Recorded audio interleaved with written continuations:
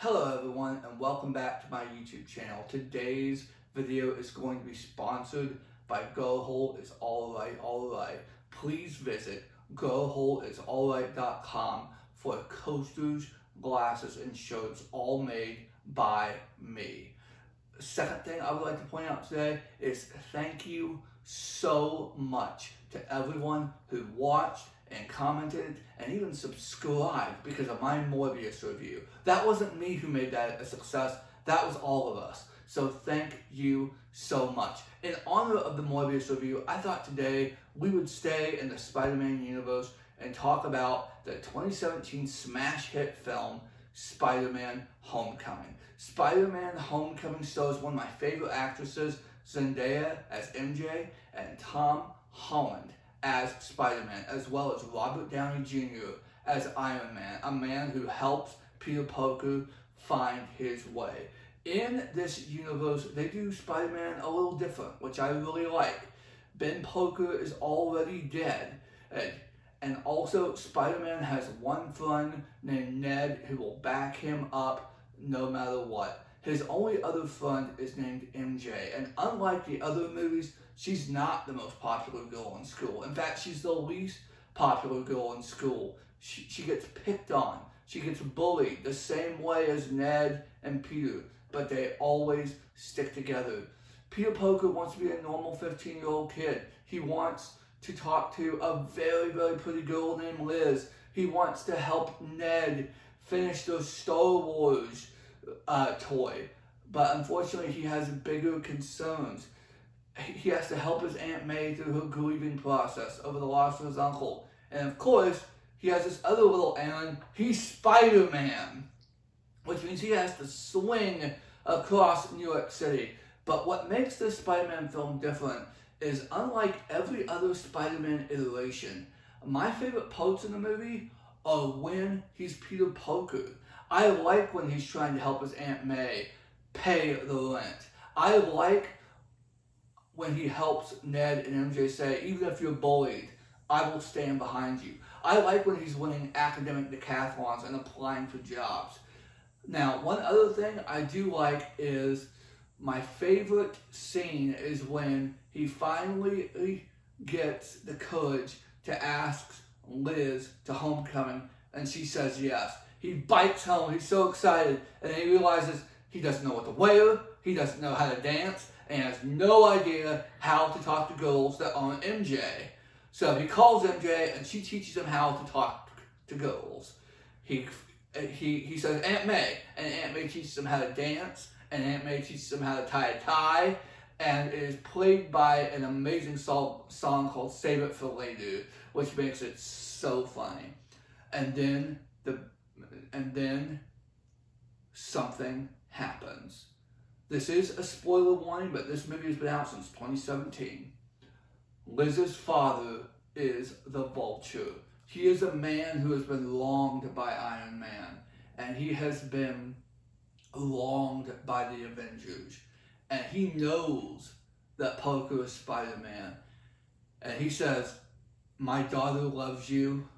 I will not hurt you, but just know that I know. And what makes this a very interesting villain-hero matchup is the villain is not all evil. Tony Stark did some really bad things to this man in the past. He ruined his business. He published fake articles about him. He had Stark Industries buy him out. He ruined that family's only source of income. So you can understand the Vulture's plight. The problem is the Vulture is also being squeezed by his employees who want him to kill Spider-Man and steal technology from Stark Industries. But he's like, I'm not going to kill a 15-year-old kid, but I do want to steal the technology from Tony Stark because I think Tony Stark is a bad guy. What culminates is a fight in New York City. And the thing that I almost compare this to is Return of the Jedi in a way. Luke and Vader both want to win, but because of that family connection, they don't want to kill each other. Spider-Man wants to beat Vulture to live and save New York City. Vulture wants to beat Spider-Man and to save his company and save his family, but they both refuse to kill. What happens is they beat each other within an inch of their life and then stop fighting long enough to get out of a huge tower that's falling down. My favorite line in the movie is when Vulture is stealing the tech from Stark Industries. He's Poker calls Happy Hogan.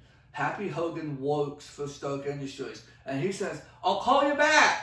And Happy Hogan says, "You know what? Feel free not to."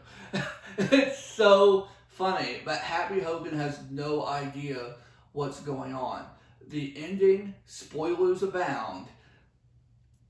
After the huge fight, the Vulture is arrested, but Spider-Man and Iron Man both make sure that he will serve a very short prison sentence, and they help his family move to stay away from the trial.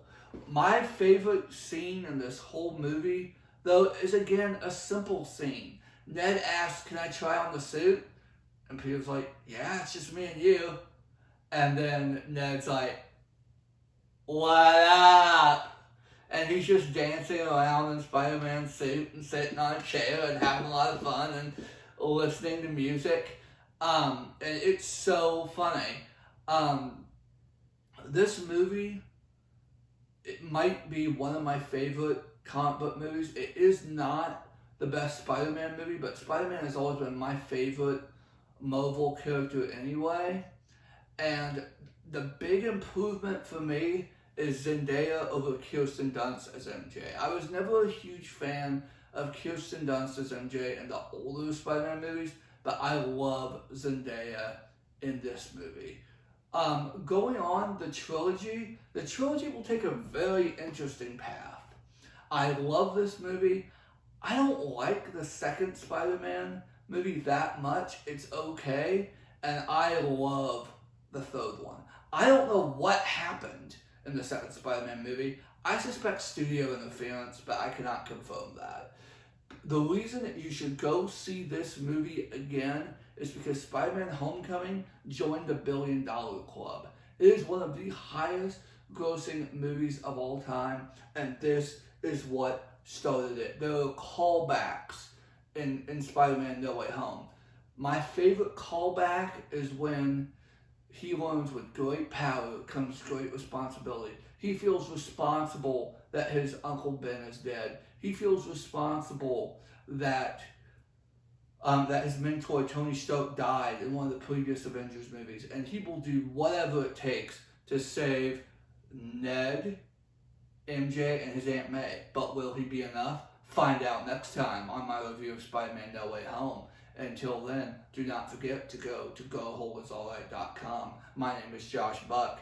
This to me is a grade A movie. Go see this movie. Until next time, bye-bye.